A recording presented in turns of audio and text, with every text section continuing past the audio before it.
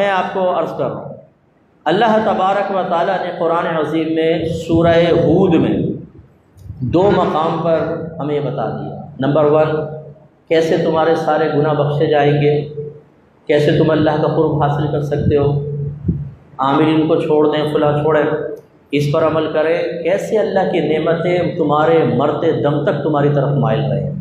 آئیے دیکھیں، پہلے اپنے حبیب کریم صلی اللہ علیہ وسلم کو حکم ارشاد فرمایا۔ سرکار ارشاد فرماتے ہیں وَأَنِ اسْتَغْفِرُوا رَبَّكُمْ، اور اگر تم اللہ تبارک و تعالیٰ اپنے رب سے استغفار کرو، اپنے گناہوں کی بخشش طلب کرو، اور یہ ہمیشہ یاد رکھیں ندامت کے ساتھ ہوتی ہے، ہماری طرح نہیں۔ امام صاحب دعا مانگ رہے ہیں، آمین، اے اللہ ہمارے گناہ بخش دے، امام صاحب کہہ رہے ہیں ہمارے گناہ بخش، آمین۔ بھائی گناہ کی معافی مانگ رہا ہے یا تجھے یہاں پر آگے نادرہ کے اندر اپنا شناختی کارڈ بنوا رہا ہے؟ یہ تو مطلب اللہ سے جب گناہ کی معافی مانگ رہے ہیں تو ندامت چاہیے نا، شرمندگی چاہیے۔ میرے آقا صلی اللہ علیہ وسلم نے فرمایا کہ رو، اگر رو نہیں سکتے تو رونے والوں کی شکل بنو۔ مکمل کنسنٹریشن اپنے رب کی طرف ہونی چاہیے، کیونکہ یہ دعا کا ٹائم ہے، اجتماعی دعا ہو رہی ہے، اللہ تبارک و تعالیٰ کی رحمت نازل ہوگی، ہو سکتا ہے گناہ بخشے جائیں۔ استغفار کا مطلب ہوتا ہے گناہوں کی بخشش طلب کرنا، اور دیگر حدیث کے مضمون کو اگر لیا جائے تو ندامت کے ساتھ، شرمندگی کے ساتھ۔ اچھا ندامت شرمندگی کب ہوگی؟ آپ دیانتداری سے بتائیے۔ 2 چیز، گناہ یاد ہو، پھر گناہ کو برا سمجھے بھی انسان، تب نا۔ ہمارے وہ جو نوجوان جو فیس بک پر بیٹھ کر لڑکیوں سے دوستیاں کیا، وہ برا سمجھتے ہیں گناہ کو، وہ اس کے اوپر نادم ہوں گے، شرمندہ ہوں گے، وہ تو سمجھتے ہیں کمال ہے کمال۔ ابے تیرے بھائی کو پتہ نہیں، تجھے ایک بھی نہیں ملی، بھائی کے پیچھے تو لائنیں لگی ہوئی۔ ایک بھائی اتنا ماہر ہے، بھائی سے ٹریننگ حاصل کرو، بھائی بتائے گا کسی کی ماں بہن کو کیسے اپنی طرف مائل کرنا چاہیے، اور اسے شوہر سے کیسے بزن کرنا چاہیے، اور لڑکی کو بغیرت بنا کے کس طرح اپنی طرف مائل کرنا چاہیے، بھائی سے پوچھو۔ اگر کوئی ایسا بیٹھا ہو تو شرم و حیا سے ڈوب مرنا چاہیے۔ کسی کی بہن کو، کسی کی بیوی کو، کسی کی بیٹی کو اپنی مہارت سے آپ اس کے ذہن کو گندا کر کے اپنی گندگی کی دنیا کے اندر لے جائیں، یہ کون سا آپ نے کمال کیا بھائی جان؟ اور پھر دوسرے کو سمجھا رہے ہیں کہ تو میری صحبت اختیار کر، میرے پرائیویٹ ادارے سے ڈپلومہ کر لے مچھلی پھنسانے کا، پھر دیکھ تجھے کیا کچھ ملتا ہے۔ شرم کرنی چاہیے، حیا کرنی چاہیے، ڈوب مرنے کا مقام ہے۔ آج اگر آپ کو موت آ گئی تو کیا ہوگا؟ اللہ کی بارگاہ میں توبہ کر۔ تو ندامت اور شرمندگی، تو میں آپ کو سمجھا رہا تھا 2 چیزیں ضروری ہیں نا، ایک گناہ یاد بھی تو ہو۔ آپ ایک قلم ڈائری لے کے بیٹھ جائیں اور سوچئے میں نے زندگی میں کتنے گناہ کیے، لکھے۔ میں یقین سے کہتا ہوں 10 12 15 20 کے بعد بھول جائیں گے، کچھ یاد نہیں آئے گا کیا کیا۔ یہ سب سے بڑی آفت ہے، سب سے بڑی آفت۔ یعنی آپ نے اپنے گناہ سارے، آپ اپنے گناہ لکھ نہیں پا رہے، لیکن جب میدان معاشر میں پہنچیں گے، المیہ یہ ہے، مصیبت یہ ہے، آفت یہ ہے، وہاں ایک کتاب سامنے رکھ دی جائے، وہاں اگر یوں ٹیڑھی آنکھ سے بھی دیکھا تھا نا کسی کو، ٹیڑھی آنکھ سے، بعض اوقات داڑھی والا جو ہوتا ہے اسی میں کام کر لیتا ہے وہ کے اندر، پتہ بھی نہیں چلتا، پبلک کو ذرا دیکھ لیا کوئی بہن کون جا رہی ہے کون نہیں جا رہی، وہاں لکھا ہوگا اس کی نظروں کی خیانت، دل کی خیانت، ایک ایک چیز۔ اللہ تعالیٰ مجھ گناہ گار کو آپ کے قدموں کی برکت سے سب سے زیادہ اپنے گناہوں کو یاد رکھنے کی توفیق عطا فرمائے۔ ایک ایک گناہ یاد ہونا چاہیے۔ اچھا یاد کیسے ہوگا وہ کیا بتاؤ؟ آپ گناہ ہی نہ کریں۔ جب آپ گناہ نہیں کریں گے نا تو کوئی ایک آدھی کبھی ہوگا بتقاضۂ بشری وہ یاد رہے گا، اور جب رات دن گناہ کرتے رہیں گے تو اب ہم ایک دن صبح اٹھتے ہیں شام تک کتنے گناہ لکھ لے گا آدمی؟ بھائی یاد رہیں گے تو لکھیں گے نا۔ مسئلہ یہ ہوتا ہے ہم اتنے کثرت سے گناہ کرتے ہیں، کیا لکھیں؟ اور جب بھول گئے اب ہم اجتماعی طور اللہ تعالیٰ جتنے میں نے گناہ کیے سارے معاف کر دیں۔ وہی جیسے ایک ناپاک ہمارے یہاں رسم چل پڑی ہے، اللہ تعالیٰ معاف فرمائے۔ میں نے اگر زندگی میں کبھی بھی آپ کا دل دکھایا ہو، کبھی بھی دل آزاری کی ہو، ٹھوشا مارا ہو، ناک توڑی ہو، یہ کیا ہو، سب گناہ معاف کر دو۔ چلو اب مبشر انتقام کی آگ میں جل رہا تھا، کہ آئے گا چلو کچھ توبہ معافی مانگے گا، کوئی قدم پکڑے گا، میں کچھ تو انتقام لے سکوں گا، اور کچھ تانے زنی اس نے میسیج کیا کہ کرنا ہے کر معاف، نہیں کرنا تو جا چولہے باڑ میں۔ یہ بالکل اسلامی طریقہ نہیں ہے، بالکل مذہبی طریقہ ہے۔ سامنے آ کے معافی مانگنا یہ مذہبی طریقہ ہے۔ اس میں نفس ذلیل ہوتا ہے نا، میں آ کے آپ سے ہاتھ جوڑوں گا، یار زیب معاف کر دو مجھ سے، مجھے گلٹ فیل ہوگا، میرا نفس ذلت محسوس کرے گا۔ یہ نہیں کہ اپنے گھر میں بیٹھے ہوئے میسج پہ ایک ٹانگ پہ ٹانگ رکھے، ہاتھ پیچھے، خبریں چل رہی ہیں، ٹنگ معاف کرتا ہے کر ورنہ۔ اچھا دھمکی دیتے ہیں، سرکار نے بعض حدیثوں میں سے آیا جو معافی مانگے اس کو معاف کر دو ورنہ میدان محشر میں میری شفاعت نہیں ملے گی، تو دھمکی دیتے ہیں، نہیں کرے گا تو شفاعت سے معلوم ہو جائے۔ اب وہ بیچارہ ڈر رہا ہے، بھائی اچھا جی کیا یار کیا، سارے معاف، اب مطمئن ہو گئے۔ بالکل یاد رکھیں، اس طرح بلیک میلنگ سے کی گئی معافی ویلڈ نہیں ہے، وہ تو بیچارہ ٹارچر ہو کر رہا ہے۔ اب جیسے بیوی کوئی جو میں نے غلطی کی معاف کر دو، بیوی نے اچھا جی معاف کیا، ابے بھائی تو گن پوائنٹ پہ موبائل چھین رہا ہے یا معافی مانگ رہا ہے؟ بیوی کو آ کے دھمکی دے رہا ہے معاف کر دو ذرا، اچھا جی معاف کیا، کوئی معافی نہیں ملے گی میدان معاشر میں، یہ وہاں شیر نہیں ہو جائے گی کیونکہ یہاں تو دبی ہوئی ہے، وہاں اللہ اس کے رسول کا سہارا ہوگا، وہاں 2 جھٹکے دے گی نا، ٹوپی یہاں جائے گی، چشمہ وہاں جائے گا، آ جاؤ سامنے حضرت اور نکالو اپنے نام اعمال سے نیکیاں۔ میں اس لیے بار بار شوہروں کو ڈراتا ہوں، جتنے بہادر ٹارزن اور مصطفیٰ قریشی اور سلطان رائی بیٹھے ہوئے نا، جو باہر پٹ کر آتے ہیں اور باہر افسروں کی گالیاں سنتے ہیں اور دھوپوں میں اور لاتیں کھاتے ہیں، گھر میں آ کے ایک بیوی بیچاری مظلومہ ملتی ہے۔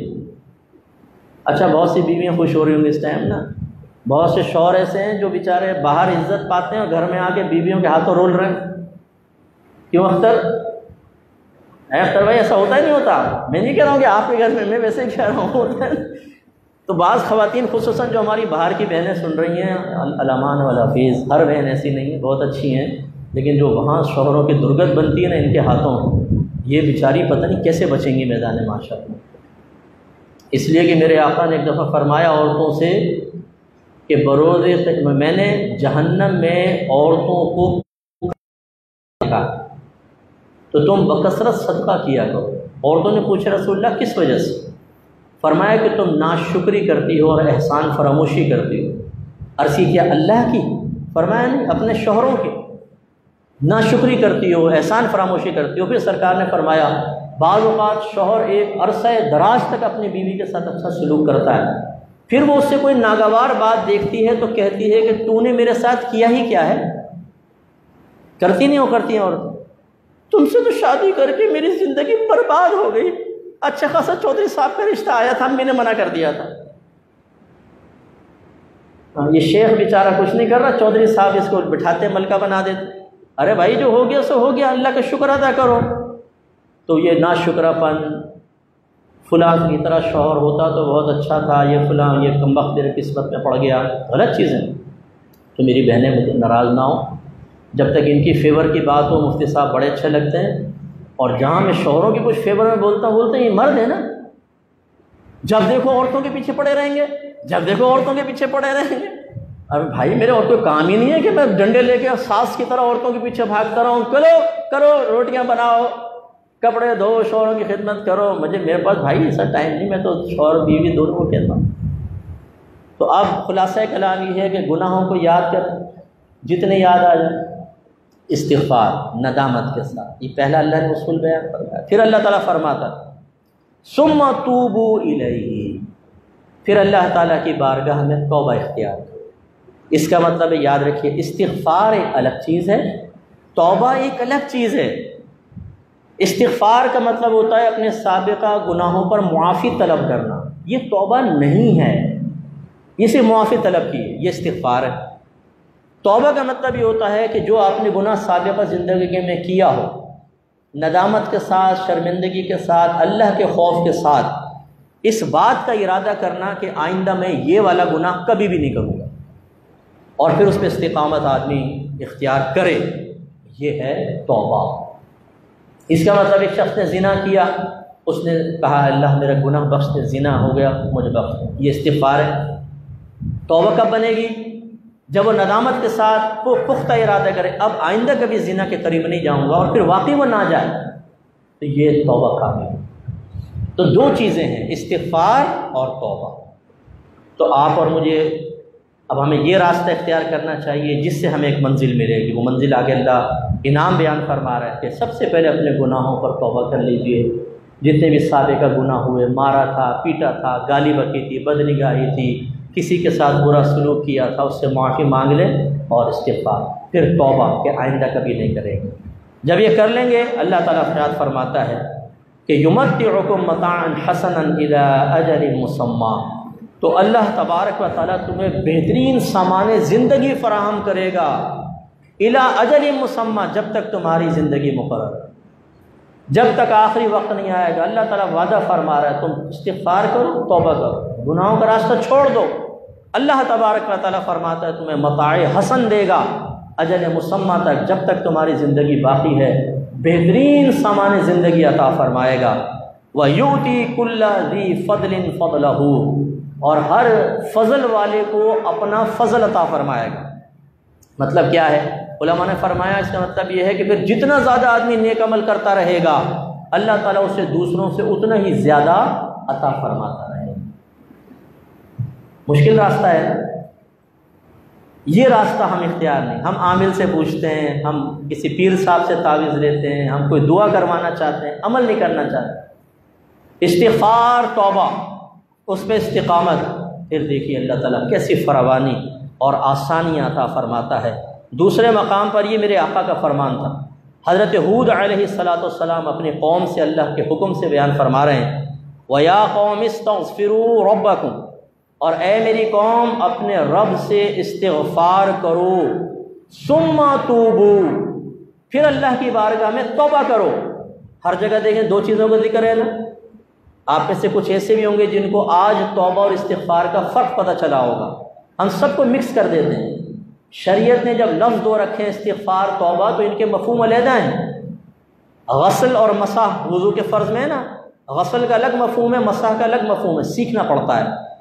توبہ کریں، استغفار، حضرت ہود علیہ السلام فرما رہے ہیں یا قوم استغفروا ربکم، اے میری قوم اپنے رب سے استغفار کرو، ثم توبوا الیہ، پھر اس کی طرف رجوع کرو، توبہ کر لو، تو یرسل السماء علیکم مدرارا، تو اللہ تبارک و تعالیٰ آسمان سے تم پر موسلا دھار بارش برسائے، اور وہ نعمت کی بارش ہوگی، لازم بات، فصلیں تباہ نہیں ہوں گی، فصلیں بڑھیں گی۔ یہ بیکٹیریا آج اگر بارش ہو جائے نا تو یہ بیکٹیریا بہت کم ہو جائیں گے، جتنے وائرل چل رہے ہوتے ہیں نا یہ بارش سے دھل جاتے ہیں، اللہ نے بڑا کرم فرمایا، تو وہ بڑی نعمت والی بارش برسائے گا اللہ تبارک و تعالیٰ۔ وَيَزِدْكُمْ قُوَّةً إِلَىٰ قُوَّتِكُمْ، اور پھر اللہ تعالیٰ تمہاری قوت پر قوت بڑھا دے گا، صحت دے گا، طاقت دے گا، افرادی قوت، دشمن کو کمزور کر دے گا۔ کیا کس کے بدلے میں؟ استغفار، توبہ۔ میں اپنے گناہ کی بخشش مانگ رہا ہوں، میں گناہ چھوڑنے کا ارادہ کر رہا ہوں، اللہ مجھے دشمنوں پہ فتح عطا فرمائے گا۔ اتنی نورانیت اور اتنی برکت اللہ تعالیٰ فرماتا ہے۔ وَلَا تَتَوَلَّوْا مُجْرِمِينَ، اور اللہ تعالیٰ نے فرمایا کہ مجرمین کی حالت میں پیٹھ نہ پھیرو، مجرمین کی حالت میں۔ اور یہاں پر بھی میں ایک چیز رہ گئی تھی، میں اس کو بیان کر دیتا ہوں آخر میں۔ سرکار نے فرمایا وَإِن تَتَوَلَّوْا، اور اگر تم پشت پھیر لو، نہ مانو، نہیں کرتے استغفار، نہیں کرتے توبہ، پشت پھیر لو، اللہ کے فرمان کو چھوڑ دو، اسے معمولی سمجھو، اسے پینڈنگ میں ڈال دو، اچھا انشاءاللہ اب تو رمضان گزر ہی گیا ہے، مفتی صاحب آخری جمعے میں کر لیا آپ نے بیان، پہلے میں کرتے نا پھر میں سب کر لیتا، اب اگلا جمعہ، اگلا جو مطلب یہ کہ رمضان آئے گا اس میں انشاءاللہ آپ دیکھیں میں کیسا پکا مسلمان بن جاؤں گا۔ وَإِن تَتَوَلَّوْا، اور اگر تم پیٹھ پھیرو، سرکار فرماتے ہیں فَإِنِّي أَخَافُ عَلَيْكُمْ عَذَابَ يَوْمٍ كَبِيرٍ، تو میں تم پر اس بڑے دن کے عذاب کا خوف رکھتا ہوں۔ پیران پیر دستگیر میرے آقا صلی اللہ علیہ وسلم، ویسے ہم غوث پاک کے لیے استعمال کرتے ہیں، سب سے بڑے پیر کون ہیں؟ میرے آقا۔ پیر مینز مرشد، وہ مرشد ایک مقام پہ مجھے دکھا دیں، بس یہ آخری بات، ایک مقام پہ کہ اپنے مرید کو ایسی بات کہی ہو کہ وہ حوصلہ پا کے گناہوں پہ دلیر ہو جائے، نہیں، ہر جگہ ڈرا رہے ہیں۔ خود بیان فرماتے ہیں، سرکار سے پوچھا رسول اللہ آپ کی شفاعت کس کے لیے ہوگی؟ فرمایا میری امت کے کبیرہ گناہ والوں کے لیے میں شفاعت کروں۔ لیکن کیا سرکار نے یہ کہہ کر شیر کر دیا؟ نہیں، اگر تم توبہ نہیں کرو گے، استغفار نہیں کرو گے تو میں تم پر آخری جو بڑا دن ہوگا اس کے عذاب کا خوف رکھتا ہوں۔ کیوں سرکار نہیں ہوں گے؟ ہوں گے، خود وہی سرکار کو بیان فرما رہے ہیں۔ اعتدال پیدا کریں اپنے اندر، خدا را نعت خوانوں کی نعتوں کے شعروں کے اوپر اپنے فیوچر کا تصور قائم نہ کیجیے، یہ آپ کو بڑی خوش فہمی میں مبتلا کریں۔ ڈبے جعلی پیروں کی صرف اللہ کی رحمت والی تقریروں پہ بھروسہ نہ کریں۔ امام غزالی نے فرمایا جس مقام پہ کوئی ایسا عالم ہو جو صرف اللہ کی رحمت کے واقعات سنائے، عذاب نہ سنائے، وہاں شیطان کو آنے کی ضرورت نہیں۔ میں نہیں کہتا ہوں یہ علوم اٹھا کے پڑھ، اس لیے خوف دل میں پیدا کر کے رکھیں۔ خلاصہ کلام یہ ہوا جو ہم نے شروع میں کہا، بہت سے بھائی دیر میں آئے، کہ جنت کا راستہ دو راستے ہیں، ایک نیک اعمال کا ارتکاب، دوسرا گناہوں سے بچنا۔ پھر بتقاضۂ بشریت انسان سے خطا ہو جاتی ہے، مجھ سے بھی ہو سکتی ہے، آپ سے بھی ہو سکتی ہے۔ اس میں طریقہ کیا ہے؟ استغفار اور توبہ، اور اس پر استقامت حاصل کر کے رکھیں۔ پھر آپ کے گھر میں رحمت نہ آئے، برکت نہ آئے، آپ کی روزی تنگ ہو، تو آپ کہہ سکتے ہیں کہ قرآن میں معاذ اللہ غلط لکھا ہے، اور یہ ہو ہی نہیں سکتا۔ آپ کر کے دیکھیں، ہم گناہ چھوڑنے کے لیے تیار ہی نہیں ہیں نا، اس کے مزوں اور اس کی لذتوں کو چھوڑنے کے لیے تیار نہیں ہیں۔ ہم ایک استقامت، نیکیوں پر استقامت والی، مشقت والی زندگی نہیں چاہتے، یہ بڑی مطلب ٹائرڈ کر دے گی، یہ بہت سخت زندگی ہے۔ تو بس پھر نہ کہیں اللہ تعالیٰ کی بارگاہ میں یہ کہ اللہ تعالیٰ میری مرضی کے مطابق عطا فرما۔ جب ہم اللہ کی مرضی کے مطابق چلنے کے لیے تیار نہیں، تو ہمیں یہ حق بھی حاصل نہیں ہے کہ ہم اللہ کی بارگاہ میں کہیں کہ اللہ تعالیٰ جو میں چاہتا ہوں وہ عطا فرما۔ وہ ہمارا رب ہے، ہمارا بندہ نہیں ہے، ہمیں اس کے بندے، وہ ہمارا رب ہے، ہمیں اس کا کہنا ماننا چاہیے۔ جب ہم کہنا نہیں مانتے تو کس منہ سے کہتے ہیں کہ اللہ تعالیٰ پتہ نہیں کیوں نہیں ہماری دعائیں سن رہا؟ یعنی تمہاری سن لے اللہ تعالیٰ، ہم اللہ کی نہ سنیں۔ یہ سب سے بڑا فراڈ ہے ہمارا اپنے ساتھ، کہ معاذ اللہ اللہ تعالیٰ کو حقیر سمجھنا، اپنے آپ کو بلند سمجھنا۔ اللہ کی بارگاہ میں توبہ اس پر بھی کرنی چاہیے۔ اللہ تعالیٰ مجھے بھی عمل کی توفیق عطا فرمائے، آمین۔ وآخر دعوانا ان الحمد للہ رب العالمین۔